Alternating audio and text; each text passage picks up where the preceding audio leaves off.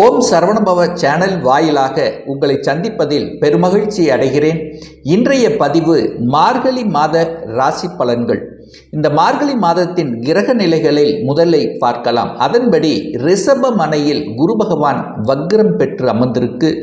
அதே சமயத்தில் மனோ காரகனான சந்திர பகவான் இந்த மார்கழி மாதம் தொடக்கத்தில் மிதுன மனையில் வீட்டிருக்க, செவ்வாய் பகவான் வக்ரம் பெற்று கடக மனையில் அமர்ந்திருக்கக்கூடிய இந்த மார்கழி மாதத்தில் கேது பகவான் கன்னி மனையில் வீட்டிருக்க, ராகு பகவான் மீன மனையில் வீட்டிருக்கக்கூடிய இந்த மாதத்தில் புதன் பகவான் புத்திசாலித்தனமிக்க புதன் பகவான் இந்த மாதம் விருச்சிக மனையில அமர்ந்திருக்க, சூரிய பகவான் இந்த மார்கழி மாதம் முழுவதும் தனுசு மனையில் அமர்ந்திருக்கார். சுக்கிர பகவான் மகர மனையில் வீட்டிருக்க, சனி பகவான் கும்ப மனையில் ஆட்சி பலம் பெற்று மூல திரிகோணம் பலம் பெற்று அமர்ந்திருக்கு இந்த மாதத்தில். ஸோ இந்த மார்கழி மாதத்தில் 2 கிரகங்களினுடைய பெயர்ச்சி இருக்கிறது. அதன்படி பார்க்கும் பொழுது சுக்கிர பகவான் மார்கழி மாதம் 13ஆம் தேதி, அதாவது 28/12/2024 அன்று மகர மனையிலிருந்து கும்ப மனைக்கு பெயர்ச்சியாகிறார். அதே போல புதன் பகவான் இந்த மார்கழி மாதம் 20ஆம் தேதி, அதாவது 4/1/2025 அன்று விருச்சிகத்திலிருந்து தனுசு மனைக்கு பெயர்ச்சியாகிறது. ஸோ இந்த கிரக அமைப்புகளை வைத்துக்கொண்டு இந்த மார்கழி மாதத்தில் எதை செய்யலாம், எதை செய்யக்கூடாது, என்ன மாதிரியான பலன்கள் கிடைக்கும், என்ன மாதிரியான தெய்வ வழிபாடு உகந்தது என்பதை பற்றித்தான் இந்த பதிவில் நம்ம டீட்டெயிலாக பார்க்க போகிறோம். அதற்கு முன்னால் நம்முடைய சேனலை நீங்கள் ஃபர்ஸ்ட் டைம் பார்ப்பவர்கள் என்றால் மறக்காம சப்ஸ்கிரைப் பண்ணிக்கிங்க. ரிஷபராசி அன்பர்களே, இந்த மார்கழி மாதம் என்ன மாதிரியான பலனை தரும் என்பதை செக்மெண்ட் வைஸாக நம்ம டீட்டெயிலாக பார்க்கலாம். முதலில் உங்களுடைய எண்ணங்கள், செயல்கள், சிந்தனைகள் எப்படி இருக்கும் பார்க்கலாம். அப்போ உங்கள் ராசி அதிபதி எங்கே இருக்கார்? உங்கள் ராசி அதிபதி 9ஆம் இடம் என்கின்ற சொல்லக்கூடிய பாக்கியஸ்தானத்தில் உட்கார்ந்திருக்கார். ஒரு சுபர்கள் கோணத்திலும் பாவர்கள் கேந்திரத்தில் இருப்பது ஒரு நல்ல அமைப்பு. ஸோ அந்த வகையில் பார்க்கும் பொழுது உங்கள் ராசிநாதன் கோணம் என்று சொல்லக்கூடிய, திரிகோணம் என்று சொல்லக்கூடிய, பெருங்கோணம் என்று சொல்லக்கூடிய 9ஆம் இடத்துல போய் உட்கார்ந்திருக்கார். அப்போ நீங்க போய் பாக்கியஸ்தானத்துல போய் உட்கார்ந்திருக்கார். அப்போ நீங்கள் ஒரு பாக்கியத்தை அடைய போகிறீர்கள் இந்த மார்கழி மாதம் என்று அர்த்தம். அது யாருடைய வீட்டில் உட்கார்ந்திருக்கார்? சனி பகவானுடைய வீட்டில் இருக்கார். சனி என்பது உங்களுக்கு யோகத்தை தரக்கூடிய ஒரு கிரகம். சுக்கிரனுக்கு அது நண்பராக இருக்கின்ற காரணத்தால அந்த இடத்தில் நல்லது செய்யும். இந்த மாதம் முழுவதும் உங்களுடைய எண்ணங்கள், செயல்கள், சிந்தனைகள் சிறப்பு பெறுங்கிறதுல மாற்று கருத்தை கிடையாது. சரி, உங்க ராசியில குரு பகவான் உட்கார்ந்திருக்காரு, அவர் 8க்குரியவன் ஆயிடுச்சே, அட்டமாதிபதி ஆயிடுச்சே, நமக்கு ஏதாவது ஒரு கெடுதலை செய்து விடுவாரா அப்படிங்கிற எண்ண தோன்றல்கள் உங்களுக்கு ஏற்படும். ஆனா அதே லாபஸ்தானத்தின் அதிபதியும் அதே குரு பகவான் தானே. அப்போ நீங்கள் கெடுதல்கள் என்று சொல்லக்கூடிய, கெட்ட விஷயங்கள் என்று சொல்லக்கூடிய, நெகட்டிவ் என்று சொல்லக்கூடிய விஷயத்துக்கு போகக்கூடாது. அப்படி போன என்னாகும், உங்களுக்கு சில மன இதில் குழப்பங்களையும் சில தடுமாற்றங்களை தரும் அப்படிங்கிறது தான் அமைப்பு. அப்போ என்ன, பாசிட்டிவ் எண்ணங்களை நீங்கள் விதைத்து கொள்ள வேண்டும் என்பதை புரிந்து கொண்டாலே போதும். அதுவே குருவும் லாபஸ்தானத்தின் அதிபதியாக இருக்கிறதுனால, உங்கள் ராசி அதிபதி 9ஆம் இடத்துல பாக்கியஸ்தானத்தில் இருக்கிறதுனால உங்களுடைய பாக்கியங்கள், உங்களுடைய எண்ணங்கள், உங்களுடைய சிந்தனைகள் சிறப்பு பெறும். தடை ஏதும் இல்லைங்கிறது தான் என்னுடைய கருத்து. அதே சமயத்தில் குழந்தை பாக்கியம் சார்ந்த விஷயங்கள் எப்படி இருக்கும், குழந்தை பிறப்பு சம்பந்தப்பட்ட விஷயங்கள் இந்த மார்கழி மாதம் இந்த ரிஷபராசினருக்கு எப்படி இருக்கும்னு பார்த்தீங்கன்னா, 5ஆம் அதிபதியை பார்க்கணும். அந்த 5ஆம் அதிபதியாக இருக்கக்கூடிய புதன் பகவான் 7ஆம் இடத்துல போய் அமர்ந்திருக்கார். ஸோ குருவினுடைய பார்வையும் பெற்றிருக்கு. அப்போ குருங்கிறது குழந்தை காரகன். ஸோ 5ஆம் இடத்தை பார்க்கணும், 5ஆம் அதிபதியை பார்க்கணும், குருவை பார்க்கணும். இந்த 3 அமைப்புகளின் அடிப்படையில் குழந்தை பாக்கியம் எப்படி இருக்குங்கிறது கணிக்கப்படுகிறது. ஸோ அந்த வகையில் பார்க்கும் பொழுது குரு பகவான், குழந்தை காரகனான குரு பகவான் குழந்தை ஸ்தானத்தை பார்ப்பதும், அந்த குரு பகவான் குழந்தை ஸ்தானத்தின் அதிபதியாக இருக்கக்கூடிய புதன் பகவானை பார்ப்பதும் உங்களுக்கு ஒரு நல்ல அமைப்பு தான். குழந்தை பாக்கியம் நிச்சயமாக கிடைக்கப் பெறும். அதனால குடும்பத்தில் மகிழ்ச்சியும் சந்தோஷத்தும் கிடைக்கப் பெறும் என்பதில் மாற்று கருத்தில் நீங்கள் அப்பாவாக போகிறீர்கள் அல்லது தாத்தாவாக போகிறீர்கள் அப்படிங்கிறத நம்ம எடுத்துக்கலாம். சரி, குழந்தைகளின் நலன்கள் திருப்திகரமாக இருக்கும். குழந்தைகள் ஆசைகள் நிறைவேற்றப்படும். குழந்தைகளுக்காக நீங்கள் சில விஷயங்கள் செலவு செய்யக்கூடிய விஷயங்கள், அவங்கள் ஆசைப்பட்ட விஷயங்களை அடையக்கூடிய தன்மைகள், குழந்தைகளுடைய படிப்பு நன்றாக இருக்கும்.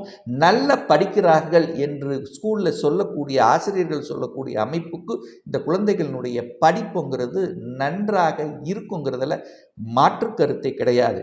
அதே சமயத்தில் பூர்வ புண்ணியம் சார்ந்த விஷயங்கள், அப்போ அந்த 5ஆம் அதிபதிங்கிறது 5ஆம் இடம் என்பது பூர்வீகத்தை குறிக்கக்கூடிய இடம். அப்போ பூர்வீகத்துக்கு சென்று வரக்கூடிய பாக்கியம் இந்த மாதம் உண்டு.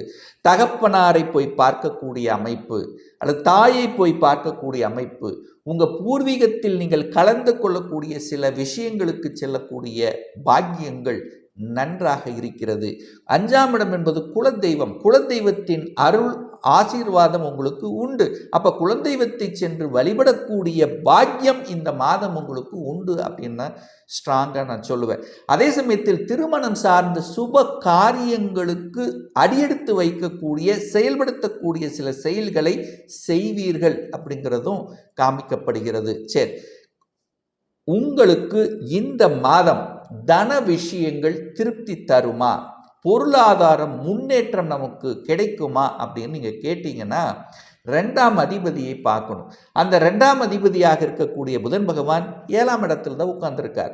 ஸோ 7ஆம் இடத்தில் அமர்ந்து கொண்டு உங்கள் ராசியை புதன் பார்க்கிறார்.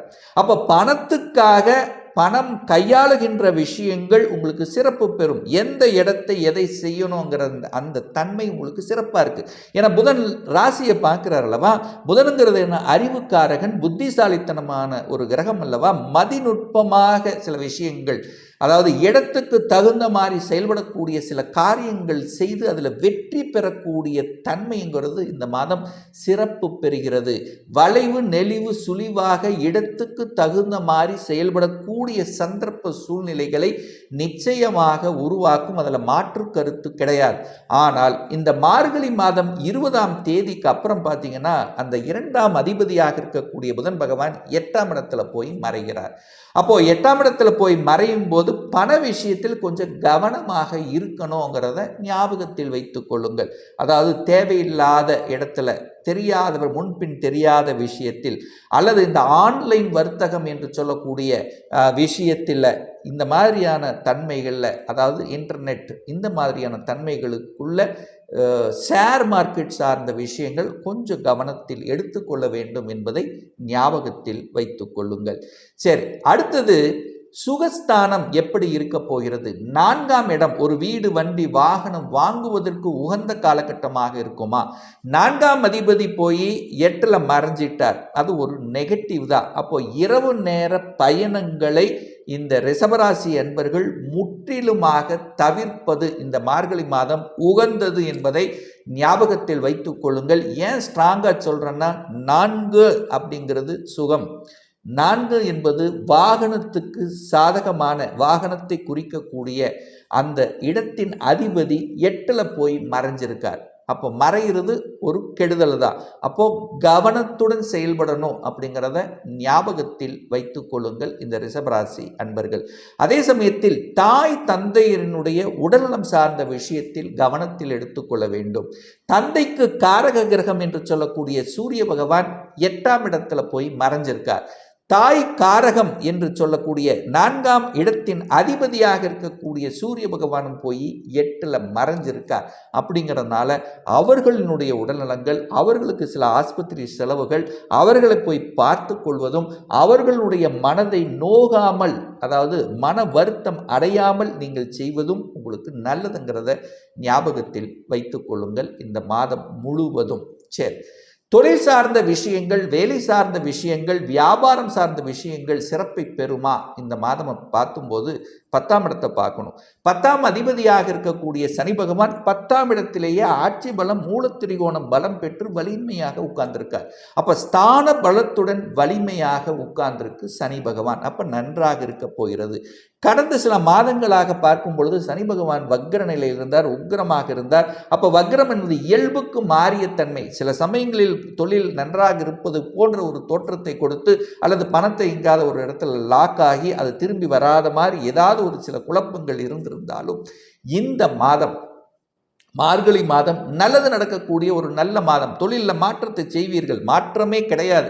ஏன் சொல்கிறேன் அப்படின்னா, ஸ்ட்ராங்காக சொல்கிறேன்னா, உங்கள் ராசி அதிபதியாக சுக்கிர பகவான் இந்த மார்கழி மாதம் 13ஆம் தேதி அன்று, அதாவது 28/12/2024 அன்று 10ஆம் இடத்துல போய் சனியோட சேர்ந்திருக்க போகிறார்.